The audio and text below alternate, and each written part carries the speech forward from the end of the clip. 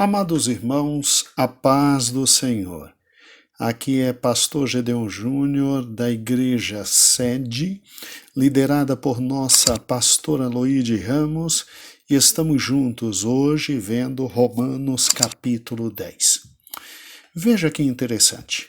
Se Romanos 9, Deus nos fala que Israel foi eleita, em Romanos 10, Deus nos fala do Israel no presente e nos comunica a razão da rejeição deste povo por Deus no exato momento presente. Ou seja, o tema deste capítulo é a rejeição de Israel no presente.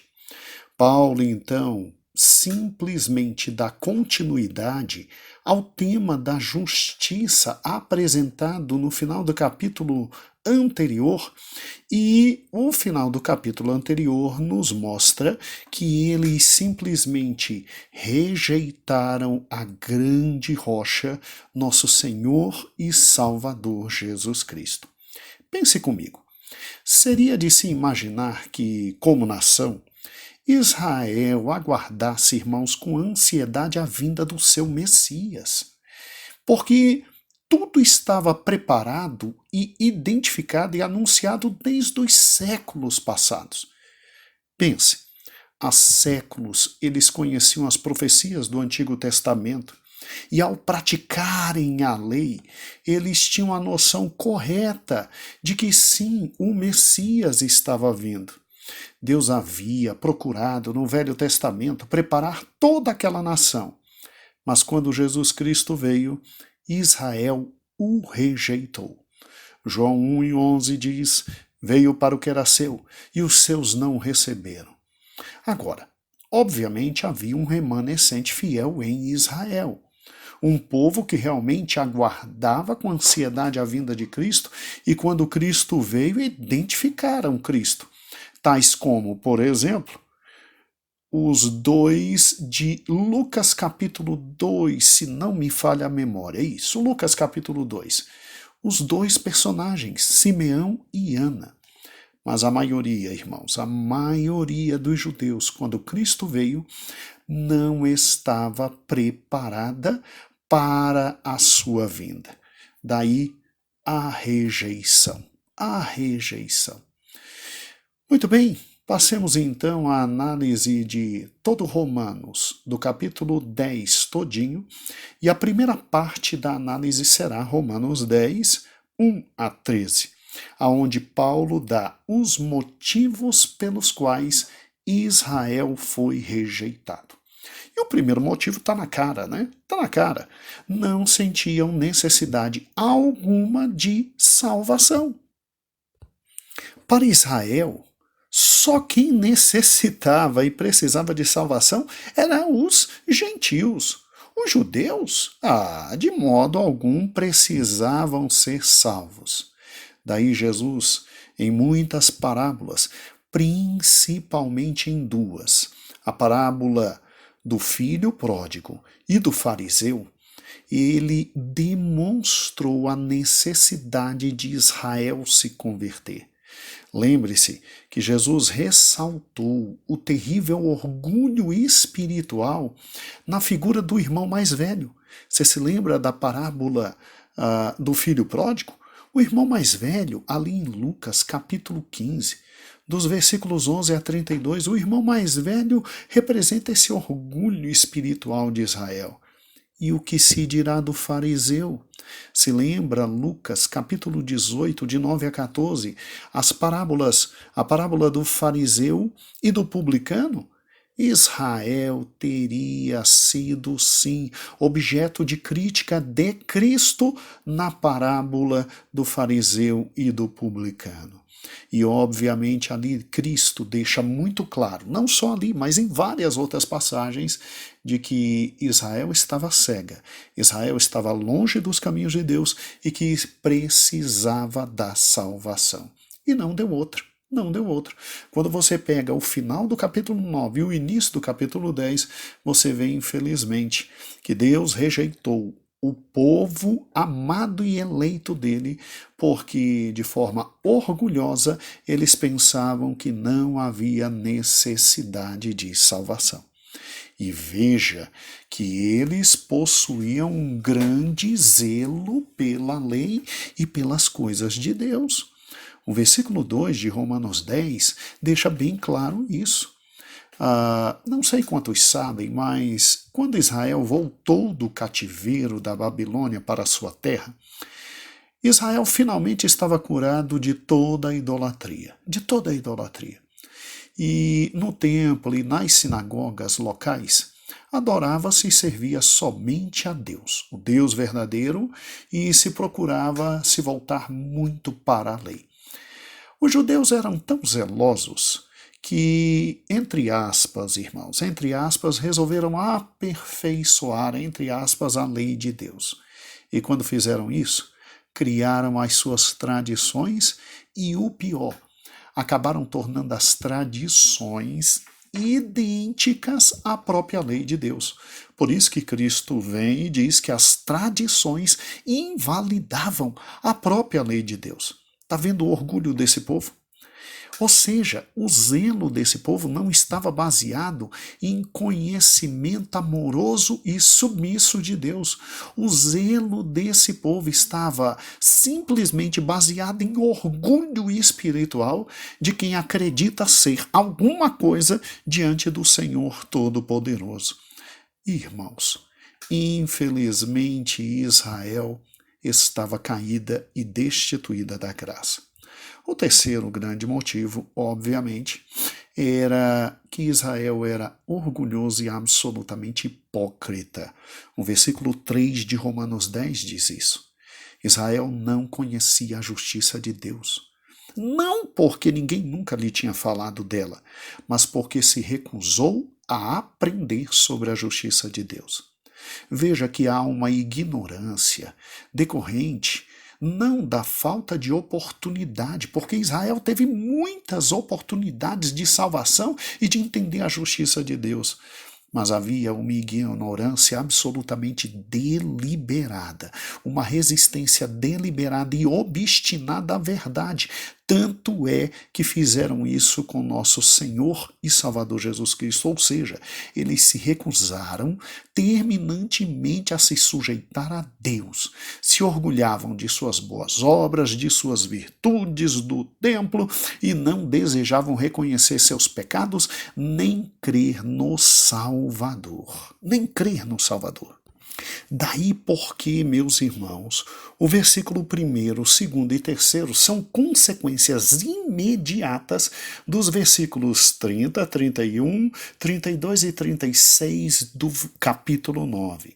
Como o versículo 32 e 33 demonstram que Israel rejeitou a Cristo, aí Paulo vem dizendo assim no 1º, 2º e 3º versículo de Romanos: irmãos, de boa vontade do meu coração, e a minha súplica a Deus em favor deles são para que sejam salvos. Paulo orava pela salvação, porque lhes dou testemunho de que eles têm zelo por Deus, mas um zelo errado, né? Porém não com entendimento. Não com entendimento, não é com submissão, não é um zelo que trazia submissão, mas muito orgulho. Olha o versículo 3. Porquanto desconhecendo a justiça de Deus, não desconhecendo porque não tinham conhecimento, desconhecendo porque rejeitavam a justiça de Deus, e procurando estabelecer a própria justiça, não se sujeitaram a que vem de Deus, não quiseram se sujeitar a Cristo e à justiça que vinha de Deus. Qual é o resultado disso? Qual é o resultado de tanto orgulho? Qual é o resultado de tanto nariz empinado? Deus os rejeitou. Vejam, meus irmãos, quando você pega dos versículos 4 a 13, você vê que os pobres israelitas interpretavam incorretamente a própria lei, achando que a mesma era fim em si mesma e não era mero instrumento para levar a Cristo. Pense comigo, tudo na religião judaica apontava para a vinda do Messias. Seu sacrifício, sacerdócio, culto, templo, festas, alianças. A lei revelada simplesmente trazia a noção de que eles eram pecadores e precisavam de um Salvador. Mas em vez de deixarem que a lei os conduzisse a Cristo, infelizmente adoraram a lei e rejeitaram o Salvador. A lei era somente uma placa de indicação para lhes mostrar o caminho, mas não era capaz de levá-los a seu destino, irmãos. A lei não tinha poder nenhum de oferecer justificação, apenas conduz o pecador ao Salvador para que possa justificá-lo. Por isso que Cristo é o fim da lei, pois por meio da sua morte e ressurreição encerrou o ministério da lei para os que creem. No que diz respeito a nós, cristãos, hoje nós vivemos na lei do Espírito e da graça.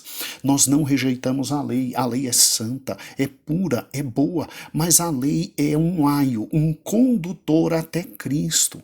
A justiça da lei se cumpre na vida do cristão por intermédio do poder do Espírito, como está em Romanos 8, versículo 4.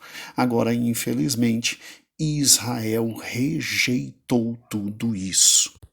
Esse é o motivo pelo qual Paulo toca num ponto que eu creio que na época, quando Romanos foi lido pelos irmãos de tradição judaica dentro da igreja de Roma, meu Deus do céu, esses homens eu acho que tiveram vontade de esganar Paulo.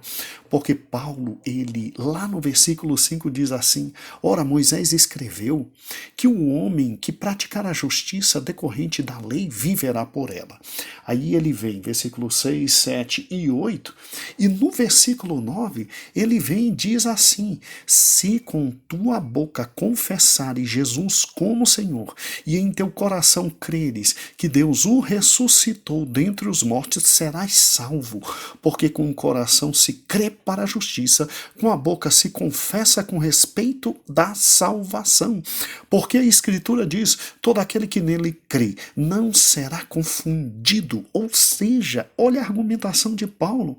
Paulo diz: olha, quando Moisés escreveu que o homem que praticar a justiça decorrente da lei viverá por ela, Moisés estava se referindo lá na frente a nosso Senhor e Salvador Jesus Cristo. Por quê? Porque ninguém consegue praticar completamente a justiça prevista na lei, senão o Senhor Jesus que praticou por todos nós.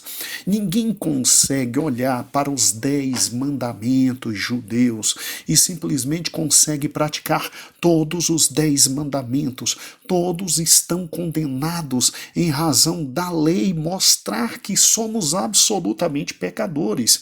E aí Paulo chega e diz: como é que vocês vão praticar a justiça decorrente da lei, se para ser justo à luz da lei, você tem que viver pela lei e ninguém consegue viver pela lei? Aí ele vem, mas a justiça decorrente da fé. O que é a justiça decorrente da fé? É o fato de acreditar que Jesus veio, cumpriu em nosso lugar a lei, e cumprindo em nosso lugar a lei, ele pega toda a sua justiça e imputa em nós, nos dá a cada um de nós, nos abençoando com a sua justiça. Mas a justiça decorrente da fé assim diz: não perguntes em teu coração quem subirá ao céu, isto é, para trazer do alto a Cristo, ou quem descerá ao abismo, isto é, para levantar Cristo dentre os mortos, porque se diz: a palavra está perto de ti, na tua boca, no teu coração, isto é, a palavra da fé que pregamos. Ou seja, ninguém consegue cumprir a justiça prevista na lei. Por isso que Cristo desceu dos céus, foi inclusive até os abismos, cumpriu completamente a lei em nosso lugar, e tendo cumprido a lei em nosso lugar, aí nós temos condições de sermos justificados, porque Deus pegou toda a justiça dele e imputou a nós. Por isso que hoje basta uma única coisa, versículo 9, com nossa boca confessarmos que Jesus é o Senhor, e confessarmos que ele é o Senhor, e em nosso coração crermos que Deus o ressuscitou, e aí nós seremos salvos, porque com o coração se crê para a justiça, com a boca se confessa a respeito da salvação, e todo aquele que nele crê não será confundido, pois não há distinção entre grego e judeu, uma vez que o mesmo é Senhor sobre todos e rico com todos que o invocam, porque todo aquele que invocar o nome do Senhor será salvo. Ou seja, irmãos, nós só precisamos invocar o nome do Senhor Jesus, clamar pelo nome do Senhor Jesus para ser salvo, crendo na justiça que ele praticou, crendo que ele cumpriu toda a lei em nosso lugar e imputou a nós a sua justiça. Portanto, louvado e engrandecido seja o nome do Senhor Deus Todo-Poderoso.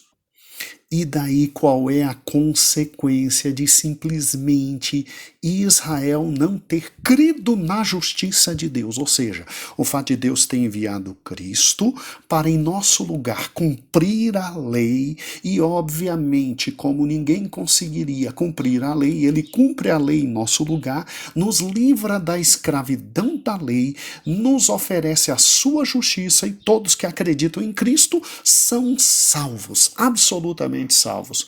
O resultado está, infelizmente, na rejeição de Israel, e Israel não pode alegar que faltou oportunidade. Olha o versículo 16. Mas nem todos obedeceram ao evangelho, porque Isaías diz: Senhor, quem acreditou em nossa pregação? E assim, a fé vem pela pregação, e a pregação pela palavra de Cristo. Versículo 18, olha que interessante. Mas pergunto, porventura não ouviram? Sim, Israel ouviu.